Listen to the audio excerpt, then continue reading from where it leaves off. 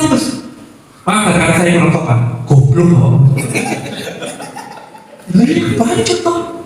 Itu pendeta loh itu. Kok Surabaya gitu ya? Surabaya jangan berbopang. Tapi mari kita belajar jujur. Kalau kita sedang ada masalah dengan sesama, tidak bisa berdamai, tidak ada sejahtera dengan sesama atau dengan lingkungan atau dengan apapun, introspeksinya adalah apakah kita sedang ada masalah dengan Tuhan? Apakah hubungan pribadi diri kita dengan Tuhan sedang terganggu? Sedang ada kemalasan yang menguasai diri kita. Tidak ada orang yang sempurna di bumi ini. Sekalipun dia sudah lahir baru, tapi dia masih kemungkinan punya kemungkinan untuk jatuh. Tetapi kejatuhannya itu tidak tergeletak, dia akan bangkit kembali. Semua kita pernah jatuh, bisa jatuh, tapi kita bisa bangkit karena Tuhan ada bersama kita. Kita akan mengalami perubahan-perubahan. Kita akan mengalami damai sejahtera yang menguasai diri kita untuk kita bisa bangkit. Jadi Bapak Ibu, untuk menikmati damai sejahtera, untuk menularkan damai sejahtera itu, yang pertama harus dekat dengan Tuhan. Dekat dengan Tuhan itu bagaimana? Rajin memuji Tuhan, rajin menyembah Tuhan, rajin baca firman. Jangan anggap remeh hal itu, karena Tuhan tak terlihat. Sekarang Tuhan itu menyatakan suaranya lewat Alkitab itu. Tuhan menyatakan dirinya lewat firman Tuhan itu. Memang lewat kuasa mujizatnya ada, tapi firman Tuhan itulah suara Tuhan. Kalau kita tidak pernah dengar suara Tuhan, bagaimana kita memiliki damai sejahtera? Karena Tuhan itu sumber damai sejahtera. Dengarkan firman Tuhan setiap saat, maka damai sejahtera itu menguasai diri kita. Kita akan hidup dengan damai sejahtera yang benar, yang sejati, bukan damai sejahtera yang topeng-topeng. Topeng itu kalau pakainya kelamaan akan rusak kan? Akan lengket dan rusak katanya. Dan ini ketahuan. Tapi kalau damai sejahtera yang sejati, yang dihasilkan karena hubungan yang dekat dengan Tuhan, akan memberkati orang lain, akan memberkati dirinya sendiri, dan sungguh tidak disandungkan bagi orang lain. Kalau masih ada duri-duri yang menghambat damai sejahtera itu, ada kedengaran yang menghambat damai sejahtera itu, mari kita introspeksi diri kita masing-masing. Hari ini di hadapan Tuhan, kita mau hidup dekat dengan Dia. Ini sudah setengah tahun. Bisa diperbaiki. Mulai besok rajinlah baca Alkitab. Nek ceure. Ya, dari itu kita pulang. Nah, dan tahu harus jadi panggil Tuhan. Kalau kita main-main dengan hidup kita rugi sendiri. Di bulan yang di semester pertama yang terakhir, hari terakhir semester pertama ini, mari kita introspeksi diri kita. Mari kita ambil komitmen hidup dekat dengan Tuhan, melekat dengan Tuhan, sehingga kita bisa dipimpin oleh Roh, dan kita bisa menghasilkan buah Roh. Dalam hal ini, damai sejahtera. Damai sejahtera menjadi bagian kita. Tidak lagi mempengaruhi. Tidak ada uang, tidak masalah. Tidak bisa beli uang, belum bisa beli mobil, tidak bisa. Belum bisa beli mobil atau motor, tidak masalah. Masih ada Grammy, direkam dan kawan-kawan. Tidak bisa makan babi, tidak masalah. Masih ada sapi, kambing, ayam. Jadi damai sejahtera tidak tergantung situasi. Bangun keimanan dengan Tuhan akan menghasilkan damai sejahtera terhadap diri sendiri dan juga terhadap sesama. Yang saya mau fokus kedua, untuk hidup damai sejahtera dalam berjemaah. Ya. Salah satu terjemahan kata Ireneo itu adalah kesatuan dan harmonis, keharmonisan. Damai sejahtera tidak dipengaruhi oleh perbedaan. Itu yang kedua. Damai sejahtera tidak dipengaruhi oleh perbedaan. Tadi perhatikan pemain musik tadi ya. Saya dengar. Saya dengar, Saya kaget sampai. saya dengar pemain-pemain musik ini tadi waktu main itu enak banget. Ada gerbang-gerbangnya, ada kelenting, ada itu semua berbeda kan? Tapi di dunia enak kan? Kalau yang bilang enak itu nggak ngerti musik pasti. Kalau yang ngerti musik itu pasti bilang enak gitu. Serius? Ya salah-salah intro biasa itu. Anggap kalau saya main musik ya, kayak di gereja dulu kan main musik. 19 tahun saya main musik di gereja dulu. Dan tahun 96 sampai tahun 2015. Lalu kalau saya main sana gitu, saya memang diam-diam aja. Saya bilang, otak saya begini. Kalian tidak mengerti musik, tidak kompos, pokoknya aku main, aku berdaya Tuhan. Ada teman saya kalau salah gini dia. Yang ini tok yang mana? Gak usah gitu, diam-diam aja. Yang ngerti kita aja kok. Jadi kalau tadi yang main musik, kalau ada salah-salah yang ngerti kita aja. Yang dia tidak ngerti diam-diam aja. Tidak tahu gitu. Jadi keharmonisan itu tercipta karena perbedaan. Jadi kadang-kadang kita tidak bisa bilang, aku tidak ada sejahtera ke gereja. Aku tidak ada sejahtera ke gereja itu. Ada orang itu kemarin. Tidak bisa kita. Kita di dalam sebuah gereja itu ada banyak manusia yang dibentuk dari keluarga masing-masing yang menghasilkan perbedaan karakter. Ada yang keras, ada yang lembut, lemah lembut. Selamat siang. Siang. Sudah makan? Jadi perbedaan itu buat indah sebenarnya. Kalau damai sejahtera itu ada dalam diri kita, harusnya tidak dipengaruhi oleh perbedaan. Ada keharmonisan di gereja itu, ada kesatuan di gereja itu. Kalau gereja itu tidak bersatu, berarti tidak ada damai sejahtera dalam diri jemaatnya. Berbeda, banyak suku di sini. Ada Jawa, ada Madura, ada Nias, ada berbagai suku lah pokoknya. Dengan karakter yang aneh-aneh gitu ya. Karakter yang aneh itu. Tapi bagaimana kita bisa sebagai orang-orang yang dekat dengan Tuhan itu mengekspresikan perbedaan itu menjadi sebuah keharmonisan yang indah. Musik itu berbeda semua karakternya. Drum dengan pukulan-pukulan, gepuan-gepuan yang mantap, keyboard dengan pencetan-pencetan yang lemah lembut, bass dengan jari yang harus kuat, gitar yang harus dengan kelembutan, menghasilkan keharmonisan yang indah. Tidak bisa ada satu karakter di sebuah gereja. Kalau sama semuanya tidak bisa. Tidak bisa, tidak indah justru itu. Aneh. Kayak munafiknya kayak gitu. Mari kita di gereja ini sekalipun berbeda, hidup dalam keharmonisan. Hidup dalam keharmonisan yang dimana akhirnya orang bisa damai sejahtera melihat kita. Yang lebih mampu menanggung yang lemah. Kalimat gitu deh, kata Rasul Paulus mengatakan, yang kuat menanggung yang lemah, yang tidak bisa musik, ya bener-bener aja nggak usah sok kritik. Mainnya salah, nggak mesti mainnya salah. Jadi belajarlah hidup dalam kesatuan dan keharmonisan. Sekalipun berbeda. Jadi damai sejahtera tidak dapat dipengaruhi oleh perbedaan. Itu damai sejahtera yang benar. Kalau masih perbedaan itu mempengaruhi membuat dia damai sejahtera, berarti dia belum hidup, belum mengerti kata damai sejahtera itu. Yang pertama. Yang kedua, dia sebenarnya belum dekat dengan Tuhan, sehingga masih menganggap perbedaan itu sebagai penghambat kemajuan. Perbedaan itu membuat kita lebih bebas berekspresi, bebas berkarya, semakin maksimal karyanya. Kalau semua do banyak musik itu, semua do, nggak enak bunyinya. Ada do, re, mi, fa, sol, si, do, bukannya enak bunyinya. Maka makin maksimal karyanya, makin indah, makin maksimal indahnya, makin maksimal indahnya. Jadi perbedaan itu membuat kita makin maksimal dalam berkarya bagi Tuhan. Perbedaan itu membuat kita makin maju dalam pengembangan gereja ini. Ada orang yang mampu mengajak teman, ajak temannya. Ada orang yang mampu ngusir teman, ya jangan usir temannya. Kadang-kadang sudah dia teman diomelin. Enggak, ajak teman pokoknya. Ayo banyak-banyak yang sini.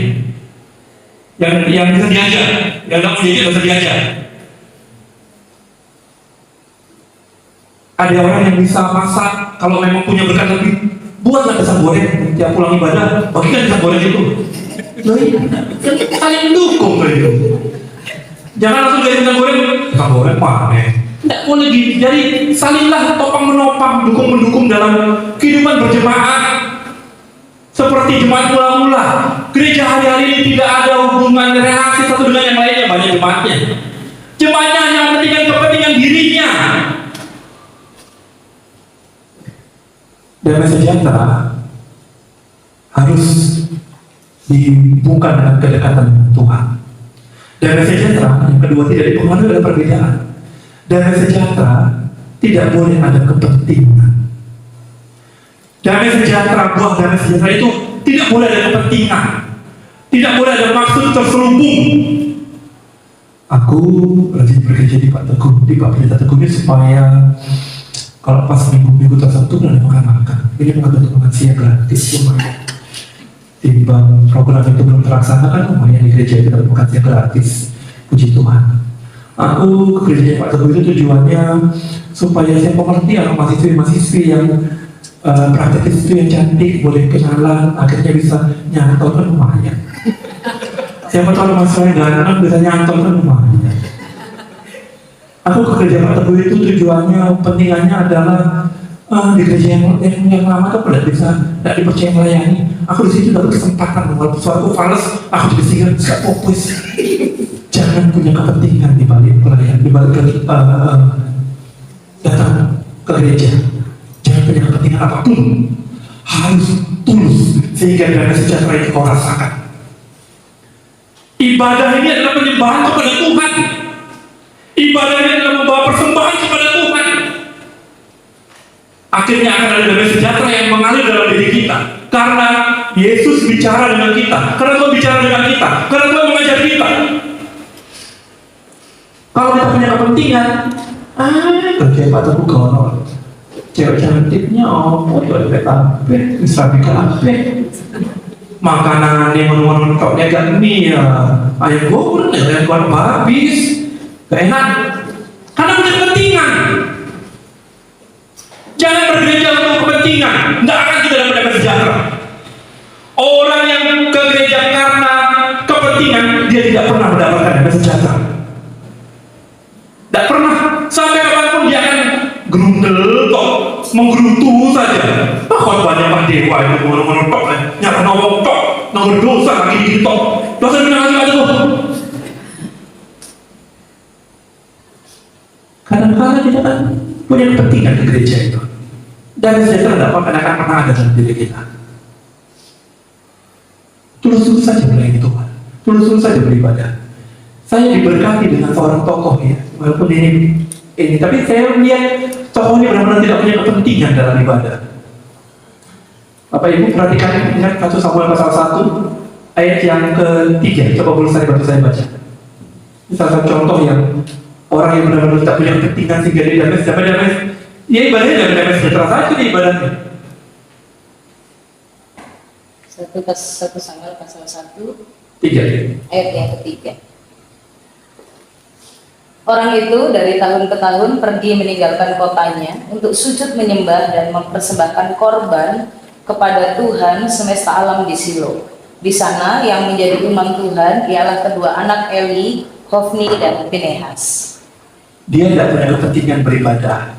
Dari tahun ke tahun dia tulus dalam beribadah untuk menyembah dan membawa persembahan. Bapak Ibu ingat sendiri siapa imamnya itu? Hofni Pinehas. Siapa Hofni Pinehas itu?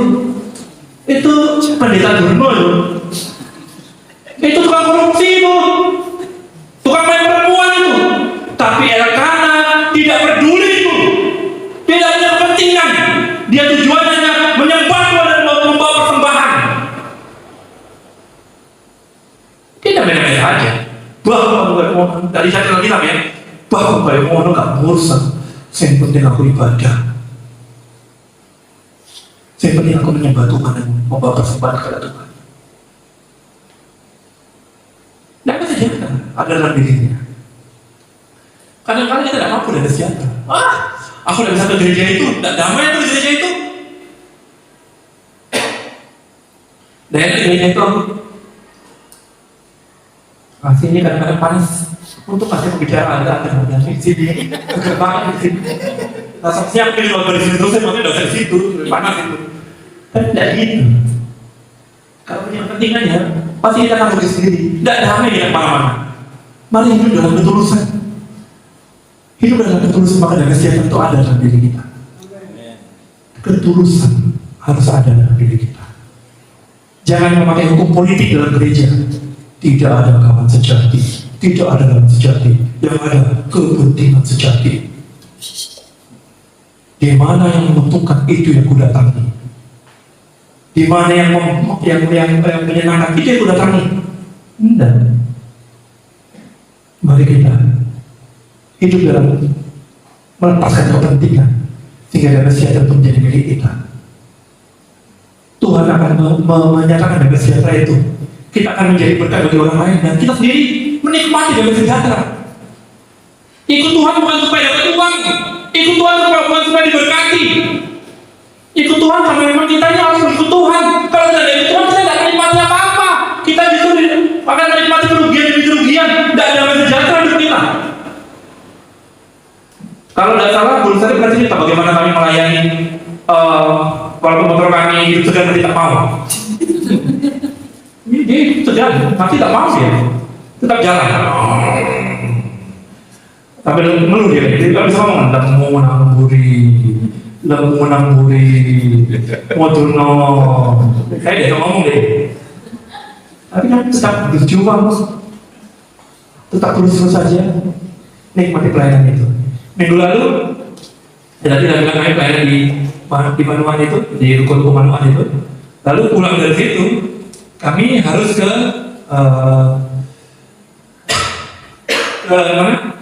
Palimanan. Ada pemberkatan nikah. Datang ibunya bilang, Bu, Bapak, kita ke 12 ya, acara mulai jam 12. Pokoknya kami terus saja pokoknya. Ibaratnya kita jam 11. Setengah 11, jadi kami masih sempat sarapan dulu. Lalu kami terus saja pergi aja sampai sana. Keyboardnya lupa jahitnya. Padahal mau acara pernikahan itu. Bu, nanti nyanyi main pakai gitar aja ya. Saya tidak apa, saya lagi. Tidak apa-apa pakai gitar, pakai ecek-ecek, tidak apa-apa pokoknya. Saya mempersembahkan sesuatu kepada Tuhan dan itu jadi berkat bagi mempelai. Apa? Setengah 12 belum mulai. Jam 12 belum mulai. Jam 12 seperempat tidak mulai. Mulai di jam 1 kurang 20. Kami kan harusnya nyanyi waktu sungkeman. Kami ini spesialis penyanyi sungkeman. Jadi kalau ada yang menikah nanti undang kami ya. Spesialis penyanyi sungkeman kami ya. Kami akan nyanyikan lagu itu dan pasti nangis. Jadi ingat ya, kalau mau nangis undang kami. Gratis. Serius. Gratis undang kami itu. Tak bawa ampong kan. Jadi kami datang, mana semuanya udah 1 kurang 20. Sudah berat banget mulai. Pas mau sungkeman, dan dipanggil lagi kami. Kita maju aja. Maju nggak? Maju aja langsung minggir. Ternyata mulai dari sungkemannya, kami dapat sempat nyanyi lagu cuma 3/4 lagu. Karena waktunya mepet. Tapi sekali lagi, karena kami tidak punya kepentingan, kami terus saja kami dan ini enjoy aja. Terus kami pulang, selesai berbelanja kami pergi ke rumah teman kami di daerah Jelidro. Setelah itu kami datang lagi sorenya ke ke pestanya. Oke, datang, nikmatin enjoy aja. Sebelum sehari berdoa, karena itu anak ATB-nya nih kan. Berdoa selesai, pulang kami. Ya kami merasa ketulusan itu menghasilkan sesuatu yang bukan karena ingin mendapatkan, karena yang Tuhan yang kerjakan. Ada WA, Kak, terima kasih ya. Biasanya kan pengantin itu mendapat angpau. Ini kami datang, kami nggak cuma nyanyi kok. Sama ibu Tuhan. Dia memikirkan ketulusan kita itu diperhitungkan Tuhan. Tuhan tidak pernah memikirkan apa, tidak pernah berhutang dengan kita. Selama kita tulus, ojo pura-pura tulus, Tuhan tidak bisa membujui. Tuhan itu tidak picek kayak saya. Tuhan itu melihat hatimu yang terdalam. Mari di gereja jangan punya kepentingan. Jadi orang Kristen jangan punya kepentingan. Tidak ada sejahtera kita. Nikmati saja. Saya menikmati hidup dalam tanpa kepentingan itu. Jalan saja. Yang penting bahagia melayani Rajaku. Oh betapa bahagia. Walaupun tidak ada tabungannya, ku tetap bahagia. ATM tetap biasa, tak pernah punya yang bos. Sukacita damai berkat melayani Rajaku. Damai sejahtera. Itu sambung-sambung aja.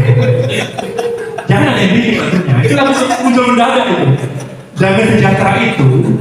Damai sejahtera itu akan ada jika kita tidak punya kepentingan.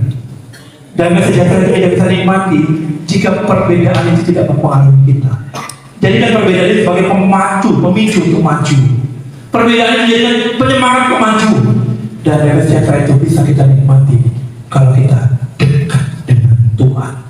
Dan mungkin kita dekat dengan Tuhan. Kalau kita jauh dengan Tuhan, kita bisa tulus. Tidak mungkin kita jauh dari Tuhan, kita bisa mengatasi perbedaan. Tidak mungkin. Hanya orang yang dekat dengan Tuhan bisa mengatasi perbedaan dan bisa melepaskan kepentingan. Boleh sekali. Monggo. Dua.